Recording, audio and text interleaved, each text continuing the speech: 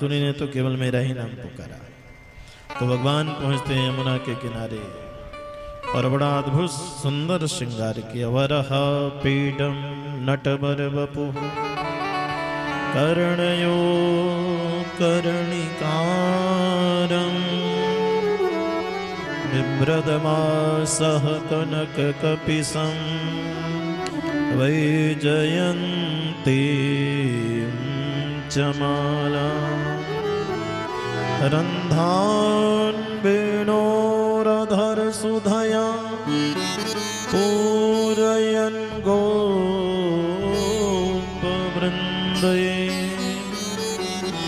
वृन्दारण्यं स्वपदरमणं प्राविशत गीतकीर्तिः।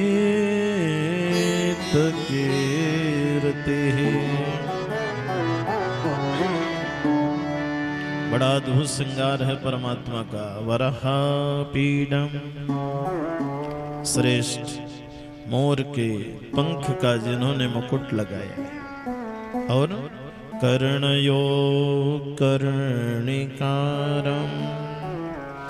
कानों की शोभा को बढ़ाने के लिए कनेर के पुष्पों का कुंडल बनाया। बिभ्रदवासः कनक कपिशं वैजयन्तीं च माला। जो दुपट्टा डला हुआ है उसका रंग कैसा है? गुलाबी रंग, कनक कपिश। और गले में 5 प्रकार के पुष्पों से युक्त वैजयन्तीं च माला। अद्भुत शोभा कैसे बढ़ना चाह रही है, कैसे बढ़ रही है? रंधान वेणुराधर सुधया। एक वेणु है बांसुरी, बांसुरी को भगवान ने कहाँ रखा है? अधर में रखा है। गोपिकाओं को जलन होती है कि बांसुरी तूने ऐसा कौन सा पुण्य किया है कि परमात्मा श्याम सुंदर की अधर रूपी तकिया में विश्राम करती।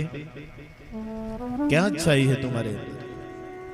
बांसुरी कहती है, बहन मेरे अंदर एक ही अच्छाई है, आप लोग परमात्मा को अपने आधार पे चलाना चाहते हैं और हम परमात्मा के आधार पे चलना चाहते हैं। हमारे परिवार से जब हमको अलग किया गया तो मुझे नहीं मालूम था कि मुझे कहाँ लगना है। उसके बाद लोहे को गर्म करके तपा करके हमारे अंदर डाला गया, इतना फिर छिद्र बनाए गए, फिर भी मुझे पता नहीं। तो इतना कष्ट पाने के बाद जब इतना त्याग किया है हमने, तब हमें प्राप्ति हुई है परमात्मा के ओष्ठ रूपी तकिया की। रंधान वेणोरधर सुधया पूरयन् गोपवृन्दये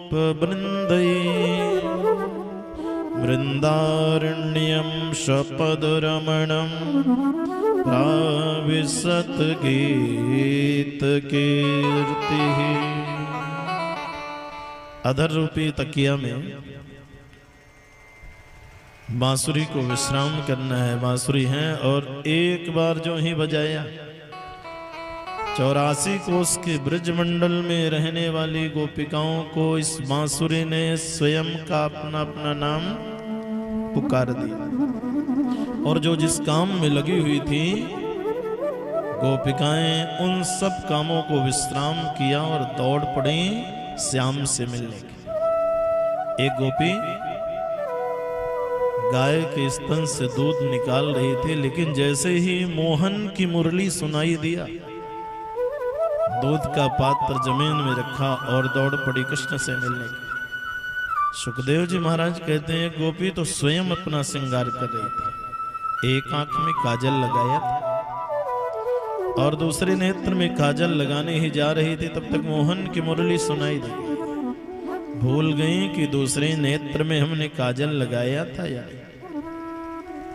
दौड़ पड़ी श्याम से मिलने के लिए। एक गोपी अपने नन्हे से बालक को स्तनपान करा रही थी, लेकिन जैसे ही मोहन की मुरली सुनाई दी, लाला को पालने में लिटाया, दौड़ पड़ी कृष्ण से। एक गोपी अपने पतिदेव को भोजन परोस रही थी, जो गायों की सेवा करके आए थे। पतिदेव ने कहा, दाल में थोड़ा राम रस कम है।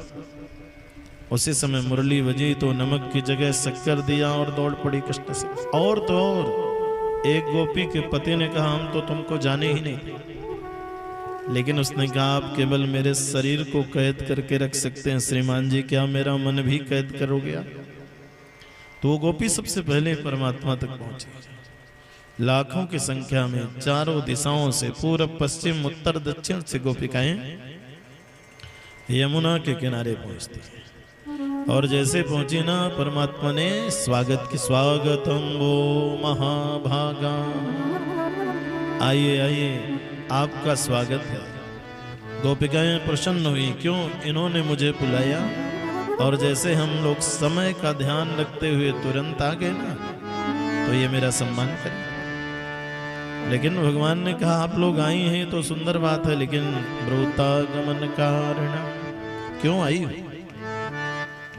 पर गोपिकाएं कोई उत्तर नहीं देती कि प्रभु एक तरफ तो आपने बांसुरी बजा के हमें बुलाया, और अब आने के बाद ये भी पूछ रहे हैं कि क्यों आई। पर गोपिकाएं मौन। जब गोपिकाएं नहीं बोलती हैं तो भगवान स्वयं अपने आप उत्तर देते हैं, अच्छा मुझे पता चल गया आप लोग क्यों आई। क्योंकि ब्रज में आज भी नियम है कि जो नई नई बहुएं हैं वो 2-4 साल घर से बाहर नहीं निकलती।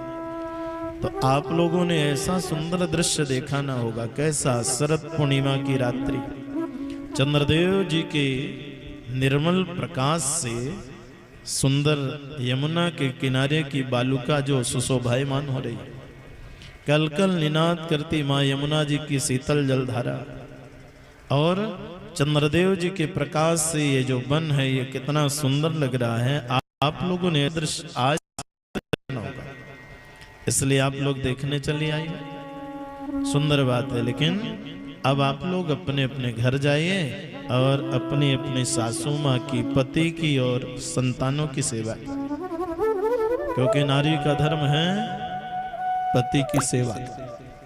फिर भी गोपिकाएं मौन है। भगवान ऐसा क्यों कर रहे हैं?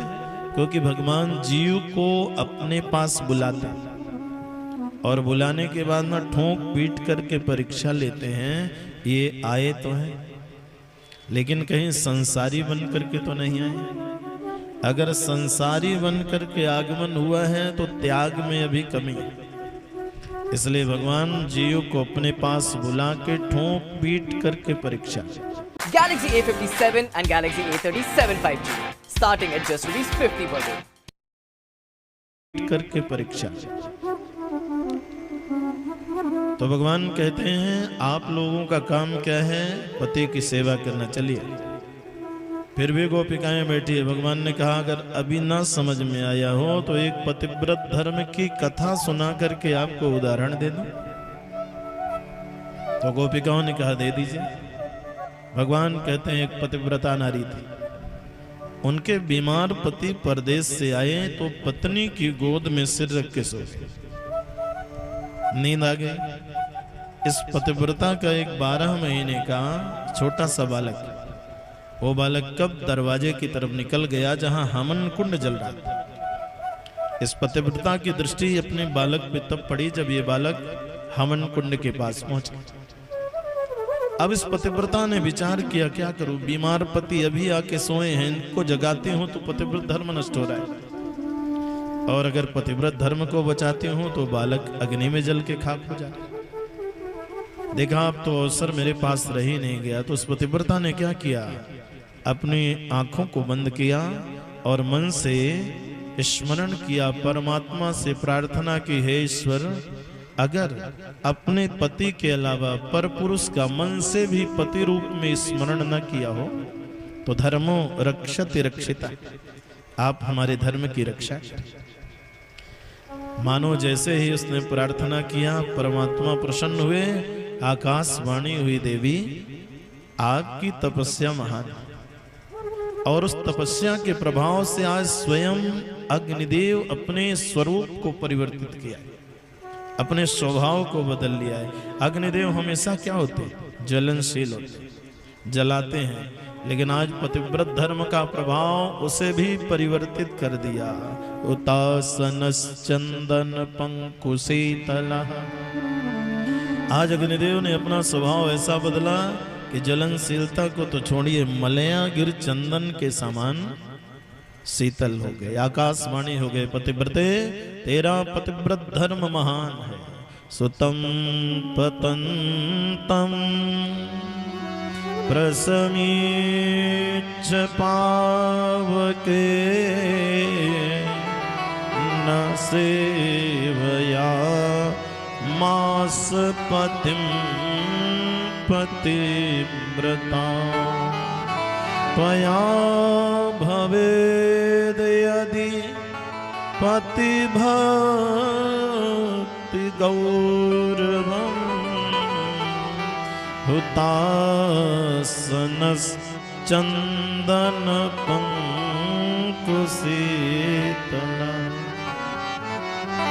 आज तुम्हारे पतिव्रत धर्म की शक्ति से स्वयं अग्निदेव ने अपने स्वभाव को बदला, इसलिए आप लोग जाइए और अपने अपने पतियों की सेवा।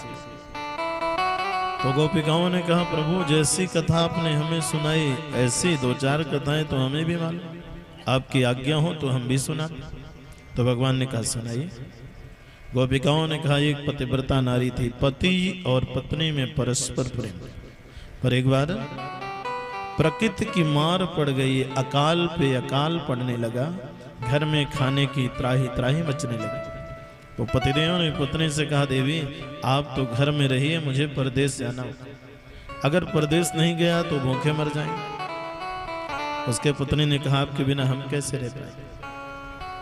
बहुत समझाया, जब समझ में नहीं आया तो स्वयं का अपना एक चित्रपट निकलवाया, फोटो खिंचवाया और पत्नी को दिया, जब तक मैं बाहर से लौट के ना आऊं तो समझ लेना ये चित्रपट नहीं है, हम स्वयं।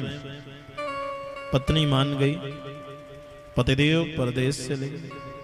पत्नी ने बाहर के द्वार को बंद किया और चित्रपट को पति मान करके सेवा में रखा। 1 वर्ष ही बीता होगा कि पति ने परिश्रम किया और धन एकत्रित कर लिया। लगा कि अब घर चलना चाहिए क्योंकि अब कोई तकलीफ नहीं है, पैसे की खाने की कोई दिक्कत नहीं। तो पतिदेव ने यहाँ के बाहर के द्वार को खटखटाया। भगवान ने कहा, गोपिकाओं ने कहा प्रभु आप बताइए उस पतिव्रता को क्या करना चाहिए, बाहर का द्वार खोलना चाहिए कि चित्रपट की पूजा में लगे रहना चाहिए। तो भगवान ने कहा ये भी कोई कहने की बात है, जब स्वयं उनके पतिदेव आ गए तो चित्रपट की पूजा करने की क्या जरूरत है।